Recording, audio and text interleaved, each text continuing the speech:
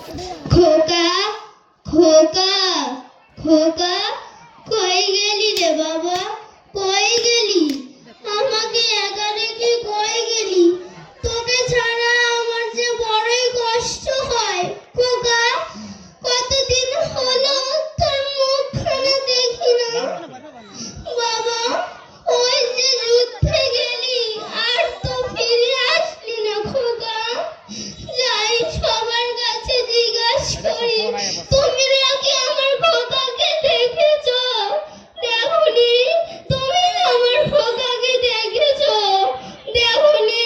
তুমি কি আমার খোকাকে দেখেছো? দেখোনি?